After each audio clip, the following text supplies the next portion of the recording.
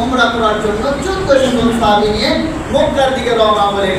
এই খবরটি মদিনার মুসলমানরা যখন নবীজির নেতৃত্বে রওনা দিলেন তখন কাফিরদের কাছে পৌঁছে গেল যে মুসলমানদের নবী জনাবে মুহাম্মদুর রাসূলুল্লাহ মক্কায় আসতেছে, তবে এই মক্কায় তাকে প্রবেশ করতে দেওয়া যাবে না, কারণ আমি আপনার শান্তি ঠান্ডা নিয়ে যখন যাব বেঈমানরা এই শান্তিকে তারা বরদাস্ত করবে না, কারণ তাদের নীতি হলো জবর দখল করে ক্ষমতা আমরা দখল করব, দুর্বলদের উপর আমরা অত্যাচার করব আর ক্ষমতার চেয়ারে আমরা বসে থাকবো।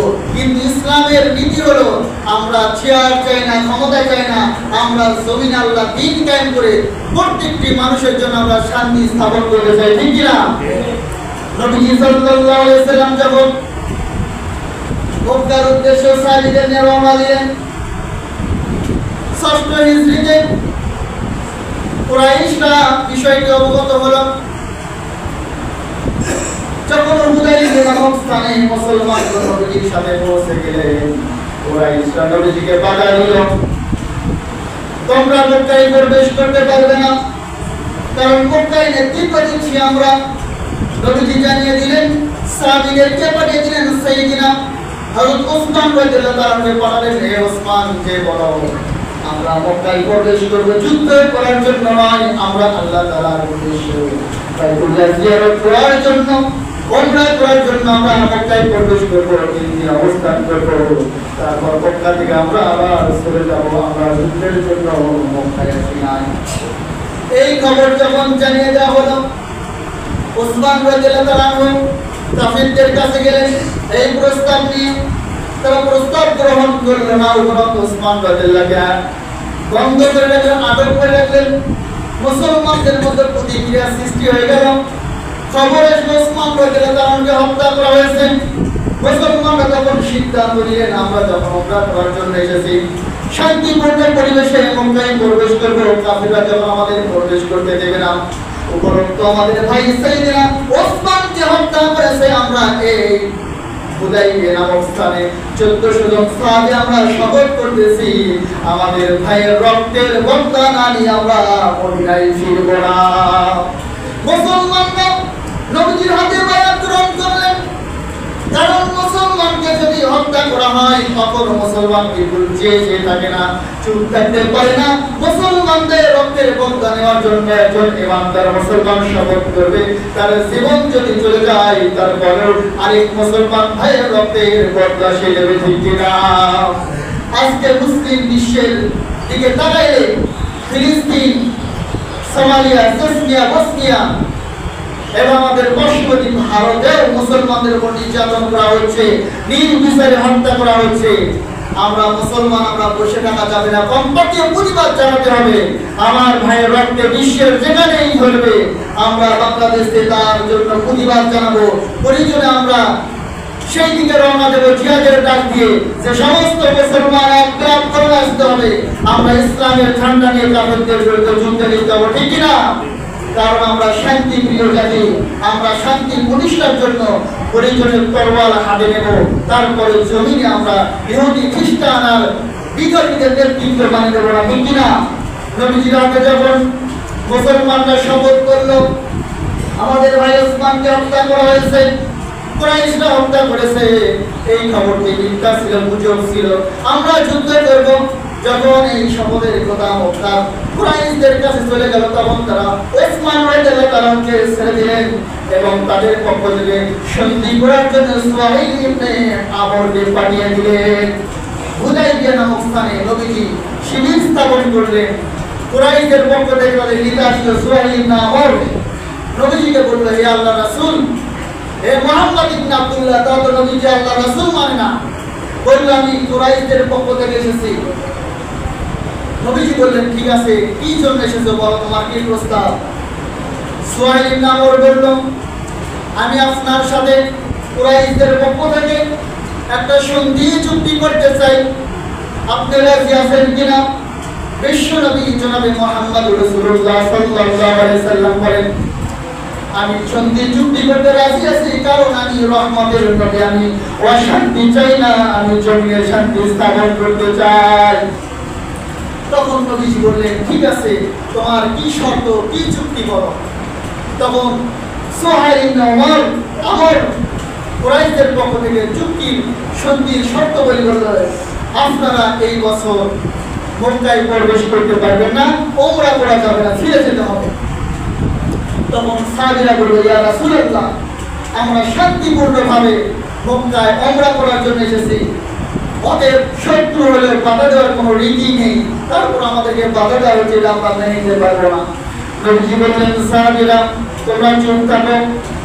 আমর ইবনে সুহাইল আমর বলল, ঠিক আছে, নবীজি আমাদের এক নাম্বার শর্ত হলো, আপনারা এই বছর ওমরা করতে পারবেন না, ফিরে যেতে হবে। আর এই বছর শুধু 3 দিনের জন্য মক্কায় প্রবেশ করতে পারবেন, শুধু খালি হাতে অস্ত্র রাখা যাবে না, কোরআন তরবারি শুধু রাখা যাবে একটা। নবীজি বলেন, ঠিক আছে, তোমার আর কি শর্ত? সুহাইল ইবনে আমর বলেন, আমাদের দ্বিতীয় শর্ত হলো, আমাদের মধ্যে কুরাইশ এবং মুহাম্মদ ইবনে আব্দুল্লাহ মুসলমানদের মধ্যে 10 বছর যুদ্ধ বিরতি থাকবে। নবীজি বলেন, ঠিক আছে, মেনে নিলাম।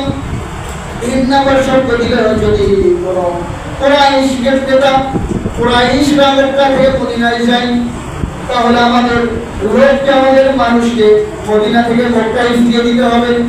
আর যদি কোনো মুসলমান মদিনা থেকে মক্কায় আসে, তাহলে কিন্তু আমরা কুরাইশরা সেই মানুষকে, সেই ব্যক্তিকে ফেরত দেব না।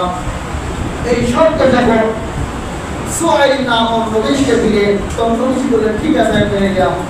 সাইয়্যিদনা ওমর রাদিয়াল্লাহু আনহু, ইয়া রাসূলুল্লাহ, ইয়া হাবিবাল্লাহ, আপনি শর্ত দিলেন, আমি কিন্তু বলে মেনে নিতে পারতেছি না, কারণ তারা যে শর্ত দিচ্ছে, সব শর্ত তাদের পক্ষে, আমাদের বিপক্ষে। সাইয়্যিদনা ওমর রাদিয়াল্লাহু আনহু নবী বলেন, ইয়া ওমর, শান্ত হও, কারণ আল্লাহ তাআলা আমাকে শান্তির জন্য প্রেরণ করেছেন, ওদের আমি নবী যে সিদ্ধান্ত নেই, তোমরা সেই সিদ্ধান্ত মেনে নাও।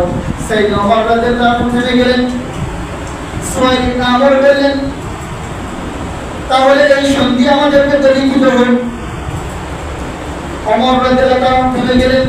আল্লাহ রাসূল সাল্লাল্লাহু আলাইহি সাল্লাম আলী রাদিয়াল্লাহু আনহু নির্দেশনা, আলী লেখো, চুক্তিপত্র লেখো। আলী রাদিয়াল্লাহু আনহু লিখলেন, বিসমিল্লাহির রহমানির রহিম। কুরাইশ নেতা সুহাইল ইবনে আমর এবং মুহাম্মদ রাসূলুল্লাহ সাল্লাল্লাহু আলাইহি সাল্লামের মাঝে চুক্তি হচ্ছে। এই কথা যখন চুক্তিপত্র লেখা হলো, কুরাইশ নেতা সুহাইল ইবনে আমর বলে, আমরা বিসমিল্লাহির রহমানির রহিম বুঝি না, রহিম রহমান চিনি না, বিসমি আল্লাহ লিখতে হবে। আল্লাহ রাসূল বললেন, আলী ঠিক আছে, বিসমি আল্লাহ লেখো, আল্লাহর নামে এই কথাটি লেখো। 2 নম্বর সুহাইল ইবনে আমর বললেন, মুহাম্মদ রাসূলুল্লাহ লেখা যাবে না, কারণ আমরা যদি তোমাকে রাসূল মানতাম, তাহলে তো আমাদের চুক্তি করার কোনো প্রয়োজন থাকবে না। আমরা তোমাদের মুহাম্মদ মানি না, মুহাম্মদ রাসূলুল্লাহ মানি না, ওদের লিখতে হবে মুহাম্মদ ইবনে আব্দুল্লাহ, তাহলে আমরা তোমাদের সাথে চুক্তি করব। এই শর্ত যখন দিলেন, সাইয়্যিদনা আলী রাদিয়াল্লাহু আনহু বললেন, ইয়া রাসূলুল্লাহ, এই শর্ত আমরা মানতে পারবো না, কারণ নবীর ইসলামের সামনে থেকে মুহাম্মদ রাসূলুল্লাহ সাল্লাল্লাহু আলাইহি সাল্লাম নাম কেটে দেবে, এই চুক্তি আমরা করব না। তখন আলী রাদিয়াল্লাহু আনহু বললেন, আমি চুক্তি লিখব না। নবী সাল্লাল্লাহু আলাইহি সাল্লাম বললেন, আমার নামের আগে থেকে মুহাম্মদুর নাম রাসূলুল্লাহ থেকে রাসূলুল্লাহ কেটে দাও। সাইয়্যিদনা ওমর রাদিয়াল্লাহু আনহু, ইয়া রাসূলুল্লাহ, ইয়া হাবিবাল্লাহ, আমার পক্ষে সম্ভব না, কারণ নবীজির নামের সামনে থেকে রাসূলুল্লাহ কেটে দেবে এমন শক্তি সাহস দুনিয়ার কারণে। আবু বকর রাদিয়াল্লাহু আনহু বললেন, আবু বকর রাদিয়াল্লাহু আনহু কি কথা বললেন? তখন রাসূল সাল্লাল্লাহু আলাইহি সাল্লাম বললেন, আলী আমাকে দেখিয়ে দাও কোথায় রাসূলুল্লাহ লেখা।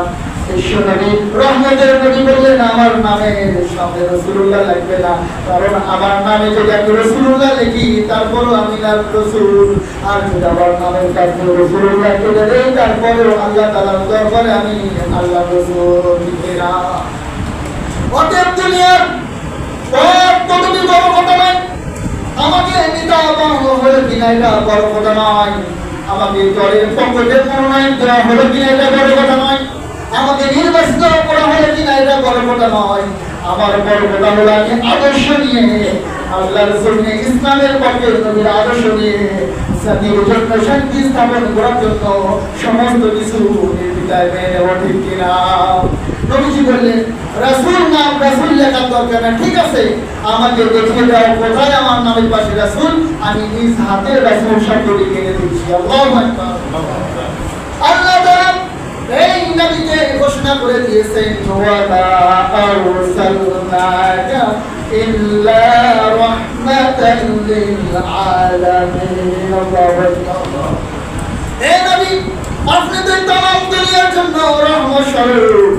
আপনি কাছে এত অন্তরের ভিতরে ভালোবাসা মহব্বত দান করে উম্মতের জন্য, যে উম্মতের মহব্বত নবীজি সারা জীবন প্রজ্ঞান করেছেন, সারা জীবন উম্মতের ফিকির করেছেন। কিয়ামতের ময়দানে নবীজি উম্মতের ফিকির করবে। এই নবীজি রহমতের নবী, শুধু শান্তি চান, অশান্তি চান না, ঠিক কিনা? এই নবীর উম্মত যারা, তাদের মিশনের জমিনে শান্তি স্থাপন করা, জমিনে আল্লাহ তাআলার দ্বীন প্রতিষ্ঠা করে প্রত্যেকটি মানুষের জন্য নিরাপত্তা নিশ্চিত করা, এমনকি পশু পাখির জন্য নিরাপত্তা নিশ্চিত করা। এই দল, এই মত আর এই পথ নিয়ে যারা জমিনে কাজ করে, আমাকে আপনাকে তার পক্ষে, তার সঙ্গে থাকতে হবে, তার পক্ষে কথা বলতে হবে, ঠিক কিনা? সম্মানিত মুআজ্জাজ মুহতারাম, যে নেতা নেতৃত্ব দেয় যে আমার কোনো মত পথ দরকার নাই, আমার পদবি দরকার নাই, আমি চাই শান্তি। সাহাবীরা সবাই মনোপূর্ণ যে কুরাইশরা যে যুক্তি দিচ্ছে, সমস্ত শর্তগুলো মুসলমানদের বিরুদ্ধে, কাফিরদের পক্ষে, তারপরে যদি বলছে ঠিক আছে আমি সব কিছুই মেনে নিলাম, সুবহানাল্লাহ, এর মধ্যে অবশ্যই হিকমত আছে। আজকে ইসলামী দলগুলোর এই মিশনার মিশন, যে যেটা বলুন আমরা কিছুই করবো না, আমরা আমাদের আদর্শ নিয়ে, আমাদের মত পথ নিয়ে আমরা চলবো, আমরা কারোর সাথে বিবাদে যাব না, আমাদের আদর্শ নিয়ে আমরা কথা বলবো, ঠিক কিনা? কারণ সে নেতৃত্ব দিতে যাওয়ার আগে, নেতৃত্ব নেওয়ার জন্য চাঁদাবাজি করবে, খুন করবে, রাহাজানি করবে, আমরা তাদেরকে কখনো সমর্থন করবো না। আজকে সব দিকে টাকার দেশে আমার ভাইকে খুন করা হচ্ছে, হত্যা করা হচ্ছে, ধর্ষণ হচ্ছে। অতএব এই খুনি, এই ধর্ষণকারী যে দলের হোক, আমাকে আপনাকে বয়কট করতে হবে, ঠিক কিনা? কারণ একজন খুনি, একজন ধর্ষণ কখনো নবীর উম্মত হইতে পারে না। যে নবীর উম্মত হয় না, নবীর উম্মতের মধ্যে পড়ে না, তাকে যদি আপনি নেতা মানি, তার কিছু যদি সময় দেই, তাহলে আমার আপনার অবস্থান কোথায় হবে? প্রশ্ন এবং উত্তর আপনার কাছেই রয়ে গেল, বিবেচনা করবেন। সম্মানিত উপস্থিতি মুআজ্জাজ মুহতারাম, চুক্তি হয়ে গেল। নবীজি তার নামের পাশে রাসূলুল্লাহকে দিয়ে দিলেন, কারণ আমি শান্তি চাই, আমি অশান্তি চাই না। আমরা এই বছর উমরা করব না। নবীজি সাহাবীদের নির্দেশ দিলেন, তোমরা কুরবানির পশু যেগুলো নিয়ে এসেছো এখানেই কুরবানি করো। নবীজি নিজে মাথা মুন্ডন করলেন। কুরাইশ এবং মুসলমানদের মধ্যে চুক্তি হয়ে গেল। চুক্তির শর্ত মোতাবেক নবীজি ওই হুদায়বিয়া নামক স্থানে কুরবানির পশু জবাই করলেন, মাথা মুন্ডন করলেন, সাহাবীদের নিয়ে হুদায়বিয়া নামক স্থানে থেকে মদিনার দিকে রওনা দিলেন। সুবহানাল্লাহ। যখন রাস্তার মধ্যে রওনা দিলেন, আল্লাহ তাআলা ঘোষণা করলেন, ইন্না ফাতাহনা লাকা ফাতহাম মুবিনা। আল্লাহ তাআলা বলেন, ইয়া রাসূলুল্লাহ, ইয়া হাবিবাল্লাহ, নিশ্চয় আমি আপনাকে সুস্পষ্ট বিজয় দান করেছি। সুবহানাল্লাহ। চুক্তি করার পরে কুরাইশ নেতা সুহাইল নামক খুশি যে আমাদের শর্তগুলো সব আমাদের পক্ষে, অতএব আমরাই জিতে গেছি। আর আল্লাহ বলে, রাসূলুল্লাহ, আপনার সাহাবীদেরকে বলেই দেন, তার অন্তরের মধ্যে কষ্ট পেয়েছে, কিন্তু আমি আল্লাহ তাআলা ঘোষণা করে দিলাম আপনাকে আমি মহা বিজয় দান করলাম। সুবহানাল্লাহ। আপনাকে আমাকে গালি দেয়, আলেমদেরকে গালি দেয়, আলেমদেরকে জেল দেয়, আর বাকি বলে আমরা জিতে গেছি। ওই জেলখানায় বসে আলেম, একজন আল্লাহর ওলি, একজন দ্বীনের দায়ী, আল্লাহ তাআলাকে সিজদা দেয় আর কান্না করে, আল্লাহ, আমার শত্রু আমাকে বিনা দোষে জেলে দিয়েছে, আমার কোনো আফসোস নাই। যদি আপনি এতে খুশি হন, আমি আপনার গোলাম হিসেবে আপনার এখন খুশি আছে। আল্লাহু আকবার।